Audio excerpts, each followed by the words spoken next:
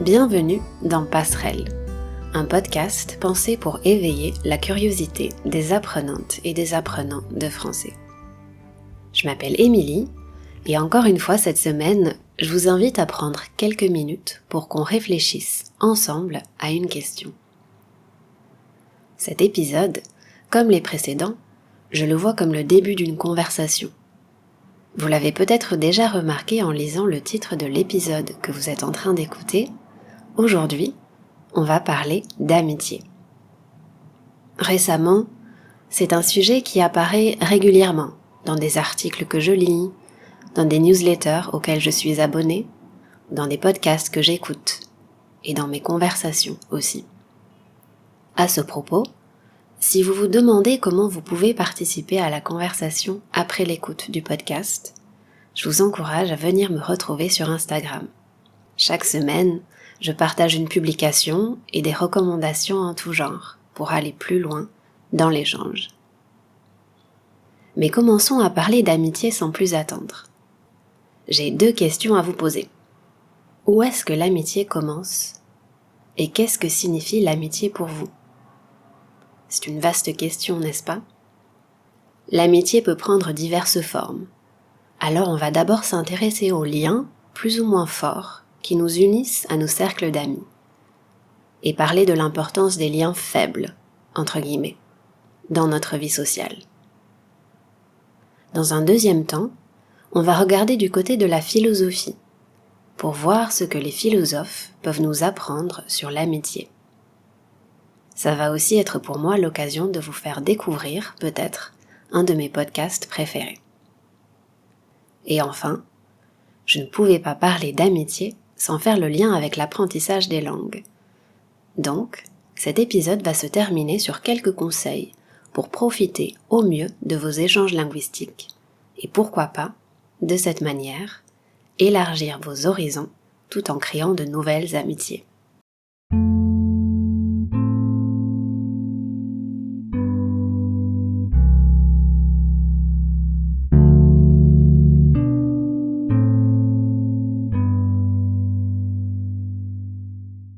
Je trouve intéressant, pour commencer, de dire quelques mots sur un article que je viens de lire dans Courrier International.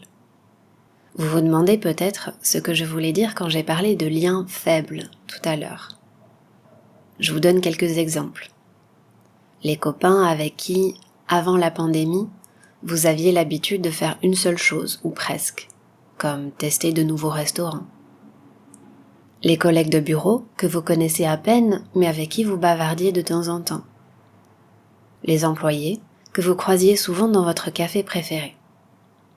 Bref, toutes ces relations amicales qui nous manquent aujourd'hui dans la vie quotidienne. L'article parle de ce manque et observe l'importance de ces liens dans notre vie sociale, en temps normal. Les liens faibles, c'est une expression qui vient de la sociologie. Et en effet, on peut se demander quel mot utiliser pour désigner ces différents types et degrés d'amitié. En français, vous avez peut-être déjà entendu le mot « connaissance ». Quand je dis que cette personne est une de mes connaissances, ça veut dire que je connais cette personne de loin seulement.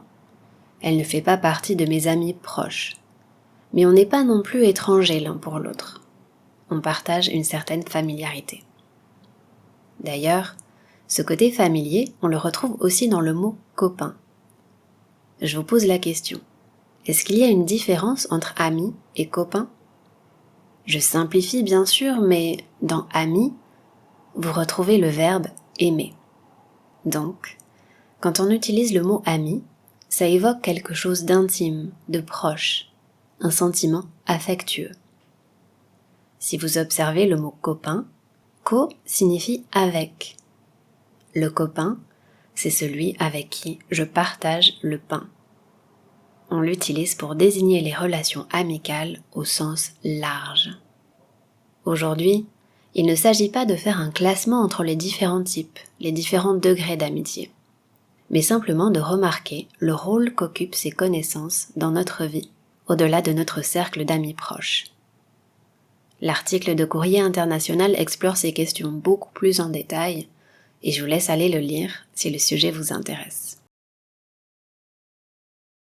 je vous propose maintenant de passer à la suite et de partir à la découverte d'un podcast éclairant. Ce podcast, c'est celui de Marie Robert. Elle est philosophe, professeure et auteure, entre autres choses. Il y a quelques semaines, elle a partagé un épisode qui parle justement d'amitié. Ce que j'aime et ce qui me parle dans le travail de Marie Robert, c'est qu'elle nous invite à cheminer ensemble sur un sujet. J'utilise ici le verbe cheminer, c'est-à-dire avancer, marcher le long d'un chemin. C'est aussi de cette manière-là que j'envisage mon métier, faire un bout de chemin avec mes élèves. D'ailleurs, pour l'anecdote, c'est grâce à elle que j'ai enfin trouvé le nom de mon podcast, Passerelle. Son épisode sur l'amitié s'ouvre sur une des questions que je vous ai posées tout à l'heure. Où est-ce que l'amitié commence ? Nos premiers souvenirs d'amitié se situent dans la cour d'école. Vous savez, la cour d'école, c'est cet espace où les enfants peuvent jouer, s'amuser pendant la récréation, la pause déjeuner. C'est cet espace où les amitiés se font et se défont parfois. Je trouve que c'est une chance de pouvoir conserver un lien d'amitié créé dans l'enfance jusqu'à l'âge adulte. Je vous avoue que dans mon cas, j'ai perdu de vue ces amis-là. En français, vous entendrez parfois la phrase « c'est un vieil ami ». Attention, ce n'est pas une indication sur l'âge de votre ami, mais ça fait plutôt référence à la durée, à la longue durée de votre amitié. Ce qui est spécial dans les liens de l'amitié, c'est qu'on peut en avoir un nombre plus ou moins grand et qu'aucune de ces relations ne se ressemble. À ce sujet, je voudrais vous lire une citation d'Anaïs Nin, une citation choisie par Marie Robert pour illustrer ses idées. Chaque ami représente un monde en nous. Bon, je vais pas répéter mot pour mot tout ce que dit Marie Robert. Après tout, le but, c'est de vous donner envie d'aller écouter son podcast. Mais j'aime trop la phrase suivante pour ne pas la citer. Qu'est-ce que l'amitié, si ce n'est ce territoire dont on sort transformé ? Je vous encourage, vous aussi, à essayer de répondre à cette question. Qu'est-ce que l'amitié pour vous ? Je vous le disais dans la première partie, dans ami, on retrouve le verbe aimer. Évidemment, on fait la distinction entre l'amour et l'amitié. Et si ça désigne des sentiments différents, c'est intéressant de remarquer qu'on utilise quand même le verbe aimer dans un cas comme dans l'autre.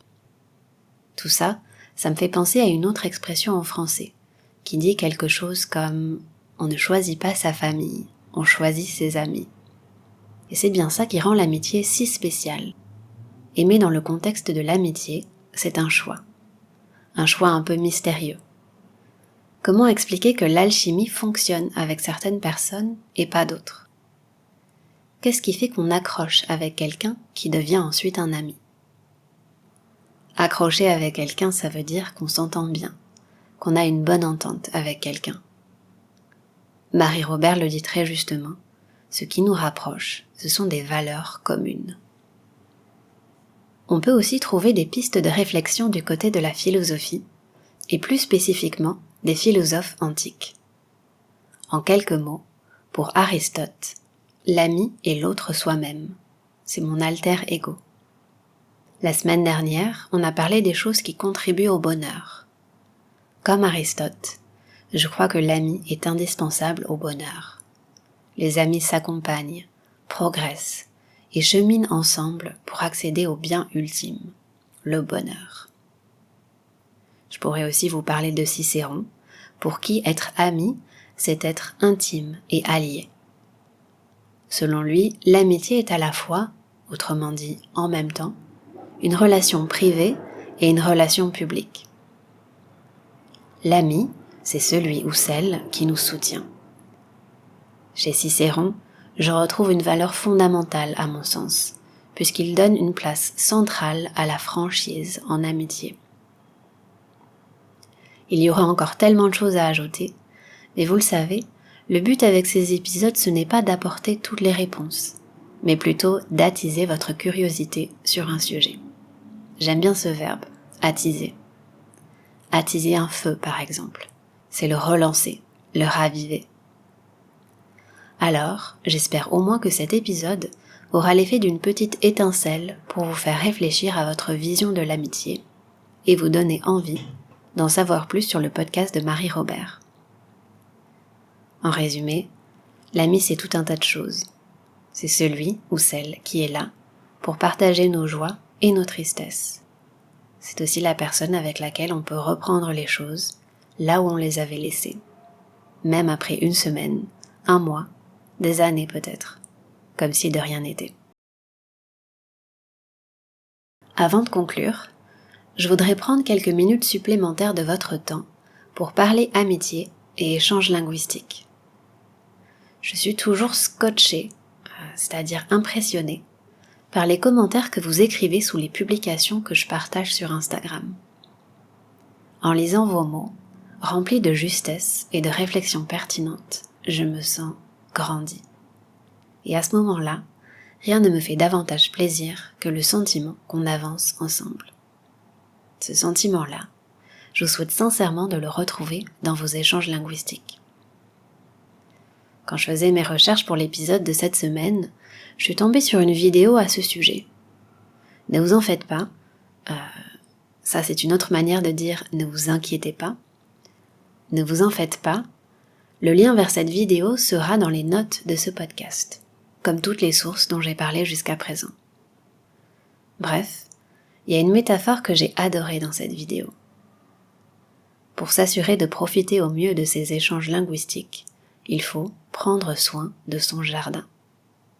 Ce que ça signifie, ce que je comprends en tout cas, c'est que parmi les personnes qu'on rencontre, il faut choisir avec soin ses partenaires linguistiques pour cultiver des échanges qui nous aident à progresser, bien sûr, et au-delà de ça, des échanges qui embellissent notre vie, qui apportent ce petit quelque chose en plus à notre expérience d'apprenant, et qui mènent à un enrichissement mutuel. En résumé, des personnes avec lesquelles on aura d'autant plus envie de pratiquer, parce qu'on sait qu'on va passer un bon moment en bonne compagnie. Vous le savez, dans ma pratique de la transmission, qui est un échange qui va dans les deux sens, créer du lien à travers l'apprentissage est quelque chose de fondamental. Il est aussi primordial, autrement dit il est essentiel, de se sentir à l'aise, surtout quand on se sent vulnérable de parler dans une langue qu'on est en train d'apprendre. Quoi d'autre ? Soyez préparés, ou essayez de l'être en tout cas. Prenez quelques minutes pour penser à des sujets de discussion à l'avance. Soyez impliqués dans l'échange. Quand je parle d'implication, je parle d'engagement. C'est la qualité de l'échange qui en dépend. Si vous traitez votre partenaire de langue avec respect, si vous utilisez des mots encourageants, un bon partenaire linguistique saura rendre l'appareil. Autrement dit, il ou elle saura renvoyer l'ascenseur et vous encourager en retour. Je voudrais finir avec un dernier conseil. Et là, je me base vraiment sur mon expérience de prof. Sur la plateforme d'apprentissage des langues que j'utilise pour enseigner, vous seriez peut-être surpris du nombre d'élèves qui programment une première leçon sans même envoyer un message au professeur. Dans ce genre de situation, j'écris toujours à la personne qui souhaite qu'on travaille ensemble. Mais le conseil que je vous donne ici, plus largement dans le contexte de n'importe quel échange linguistique, c'est de ne pas négliger l'importance d'écrire un message détaillé pour vous présenter. Le soin que vous allez apporter à ce message de présentation, c'est aussi ça qui peut faire toute la différence. Grâce à ça, on pose déjà les bases d'un échange avant même de se parler en face à face.